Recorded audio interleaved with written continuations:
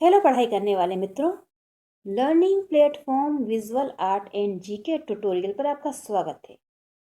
दोस्तों, आज का वीडियो है भारतीय स्थापत्य और मूर्ति कला पर आधारित प्रश्नोत्तर की श्रृंखला का 5वां भाग का।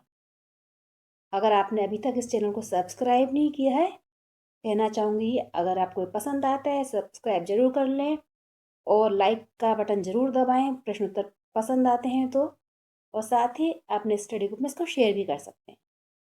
और आप मेरे चैनल की प्लेलिस्ट में जाकर काफ़ी महत्वपूर्ण टॉपिक पर वीडियो देख सकते हैं जो आपके हर स्तर की कला परीक्षा के लिए काफ़ी आपके लिए यूज़फुल होंगे। और आपको ये वीडियो कैसे लगते हैं कमेंट करके बताइएगा। तो आइए देखते हैं इस भाग के प्रश्नों को।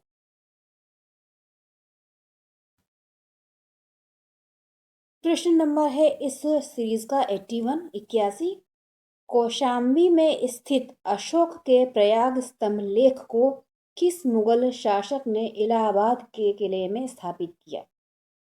तो जो कौशाम्बी में अशोक का प्रयाग स्तंभ था उसे इलाहाबाद यानी कि प्रयागराज के किले में स्थापित किया था। ये थे मुगल बादशाह अकबर। आंसर है ऑप्शन डी। मुगल बादशाह अकबर ने इस स्तंभ को प्रयागराज यानी कि इलाहाबाद के किले में स्थापित किया था, जो कि पूर्व में कौशाम्बी में था, और इसको बनवाया था सम्राट अशोक ने। प्रश्न है नंबर 82 रुम्मनीदेई स्तंभ किसके शासनकाल का है?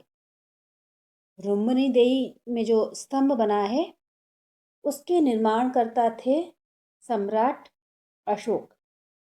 आंसर है यहाँ पर ऑप्शन डी। तो याद रखिए जो प्रश्न है अधिकतर ये मौर्यकाल के लिए मैं लिए हैं, मैंने मतलब मौर्यकाल पर आधारित हैं, क्योंकि मेरे पास आप में से ही किसी का आया था मैसेज कि मैम मौर्यकाल को आप टारगेट करते हुए प्रश्न बनाइए, तो ये स्पेशली मौर्यकाल पर वीडियो है।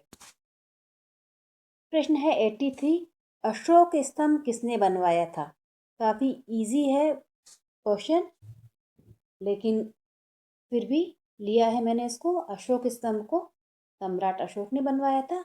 आंसर है ऑप्शन सी अशोक।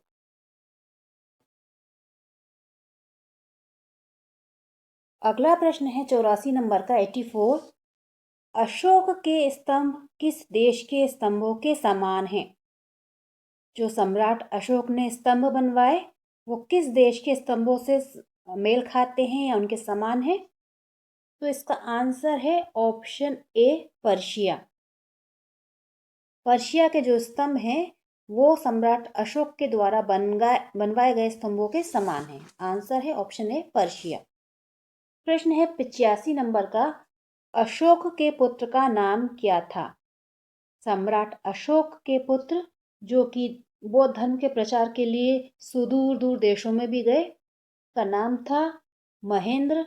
आंसर है ऑप्शन सी महेंद्र था अशोक के पुत्र का नाम। और पौत्र का नाम पूछा जाता तो होता दशरथ। दशरथ जो थे वो उनके पौत्र थे और पुत्र थे महेंद्र। प्रश्न है 86 नंबर पाषाण ग्रह कला का सर्वप्रथम विकास किस राजवंश के अंतर्गत हुआ? पाषाण यानी पत्थरों से घर बनवाने का सबसे पहले विकास जो हुआ था वो हुआ था मौर्य राजवंश में। आंसर है ऑप्शन डी। मौर्य सम्राट के जो महल थे वो लकड़ियों के बनवाए गए थे, लेकिन उसी काल में पत्थरों से गृह निर्माण का विकास भी प्रारंभ हो गया था सबसे पहले। तो आंसर है यहाँ पर ऑप्शन डी मौर्य। प्रश्न है 87 नंबर इंडिका पुस्तक किस काल की है? इंडिका पुस्तक है वो लिखी गई थी मौर्य काल में। आंसर है यहाँ पर ऑप्शन बी मौर्य काल की है इंडिका पुस्तक। प्रश्न है नंबर 88 अशोक के अभिलेखों को पढ़ने में सर्वप्रथम सफलता किसने हासिल की? तो अशोक ने जो स्तंभों पर अभिलेख लिखवाए थे उसको पढ़ने में सर्वप्रथम सफलता मिली थी जेम्स प्रिंसेप को। पूछा जाए कब, तो ये पढ़े थे उन्होंने 1837 में। 1837 में उन्होंने इन स्तंभों को पढ़ लिया था और सबसे पहले सफलता मिली थी जेम्स प्रिंसेप को। प्रश्न है 89 नंबर का, अशोक के समय बने स्तंभों की मुख्य वास्तु विशेषता क्या थी? अशोक ने जो स्तंभ बनवाए उसकी जो वास्तु विशेषता थी वो थी उन पर की गई कांचवत चमकती हुई पॉलिश, जो उनको चमक प्रदान करती थी कांच के समान। आंसर है यहाँ पर ऑप्शन बी। स्तंभों पर जो पॉलिश की गई थी वो उनके उस समय की विशेषता थी, उससे पहले इस तरह का कार्य कहीं नहीं हुआ था। प्रश्न है 90 नंबर का 90, अशोककालीन स्तंभ किससे निर्मित हुए हैं? तो अशोक के समय जो स्तंभ बने इसलिए उन्हें अशोककालीन स्तंभ कहा जाता है, या अशोक के ने बनवाए थे उनको, और ये बने थे चुनार के बलुआ पत्थर से। आंसर है ऑप्शन ए, चुनार बलुआ पत्थर से निर्मित हुए थे अशोककालीन स्तंभ। प्रश्न है 91, अशोक स्तंभ की चौकी पर कितने पशु हैं? जो अशोक स्तंभ की चौकी है उस पर बने हुए हैं 4 पशु। आंसर है ऑप्शन ए, 4 पशु हैं, जो है अश्व, हाथी, वृषभ और सिंह।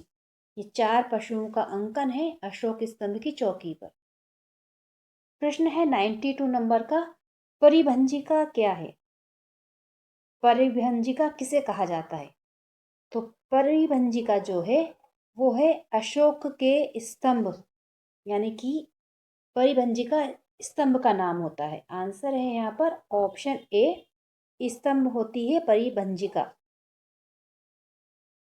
प्रश्न है 93 नंबर, सारनाथ स्तंभ के 4 शेरों की अभिव्यक्ति को किसकी संज्ञा दी जाती है?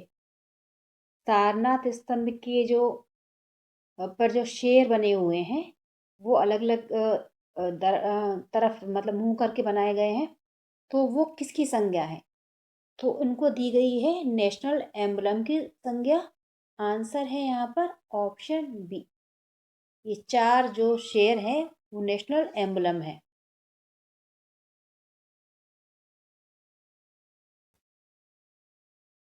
प्रश्न है 94 नंबर, सारनाथ की मुखाकृति निर्माण का समय क्या है?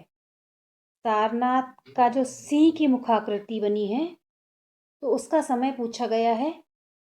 सारनाथ की सिंह की मुखाकृति निर्माण का समय क्या है? सारनाथ की सिंह की मुखाकृति का समय है 3री शताब्दी ईसा पूर्व। आंसर है यहाँ पर ऑप्शन बी, 3री शताब्दी ईसा पूर्व में सारनाथ की जो सिंह मुखाकृति है उसका निर्माण हुआ था। प्रश्न है 95, अशोक के किस शिलालेख पर मयूर की आकृति है? सम्राट अशोक द्वारा जो निर्मित किए गए थे, शिलालेख बनवाए गए थे, स्तंभ बनवाए गए थे, तो उसमें जो शिलालेख है नंदनगढ़ का। आंसर है यहाँ पर ऑप्शन बी, नंदनगढ़ का जो शिलालेख है उस पर है मयूर की आकृति, जो कि है बिहार राज्य के चंपारण में। अगला प्रश्न है 96, चामर ग्रहणी शिल्प किस काल में निर्मित हुआ? चूंकि हम यहाँ पर पढ़ रहे हैं मौर्य काल को, तो ये आंसर है इसका मौर्य काल में निर्मित हुआ था चामर ग्रहणी शिल्प। प्रश्न है 97, सारनाथ के स्तंभ की चौकी पर जानवरों को क्रमानुसार बताइए। ये प्रश्न थोड़ा सा कंफ्यूज कर देता है, कई बार हमें अच्छे से याद होता है फिर भी हम भूल जाते हैं। तो इसमें जो क्रम है, जो 4 पशु हैं उसमें सबसे पहले बना है जो है बैल, फिर घोड़ा और फिर शेर और फिर हाथी। बैल, घोड़ा, शेर, हाथी। यहाँ से घोड़ा रह गया है, बैल, घोड़ा, शेर, हाथी, यहाँ पर घोड़ा और आएगा। तो आंसर है यहाँ पर ऑप्शन ए मानिए, बैल, घोड़ा, शेर और हाथी, ये है उसका क्रम। ठीक से लिख देती हूँ मैं, घोड़ा। और ये अलग अलग दिशाओं के भी सूचक हैं। जो बैल है वो बताता है दक्षिण दिशा को, घोड़ा है ये बताता है पश्चिम दिशा को, शेर ये बताता है उत्तर दिशा को, और हाथी जो है वो है दिखाता है पूर्व दिशा का संकेत। क्वेश्चन नंबर 98 है, लाट व परगाह किसके अंग हैं? तो लाट व परगाह जो है वो है मौर्यकालीन स्तंभ के अंग। आंसर है यहाँ पर ऑप्शन बी, मौर्यकालीन स्तंभ के अंग हैं लाट व परगाह। क्वेश्चन नंबर 99 है, धर्मराज का स्तूप किन सम्राटों द्वारा बनवाया गया था? तो धर्मराज का स्तूप जो बनवाया गया था उसे बनवाया था सम्राट अशोक ने, और सम्राट अशोक थे मौर्य शासक। आंसर हो जाएगा यहाँ पर ऑप्शन डी, धर्मराज का स्तूप सम्राट अशोक ने बनवाया था, यानी कि ये मौर्यकालीन है। क्वेश्चन नंबर 100 है, मूर्तियों की सतह पर एक विशेष प्रकार की ओप चढ़ाना किस युग की विशेषता थी? एक विशेष प्रकार की ओप चढ़ाना यानी कि एक पॉलिश, और ये थी मौर्य काल की विशेषता। आंसर है यहाँ पर ऑप्शन डी, ये विशेषता थी मौर्य काल की।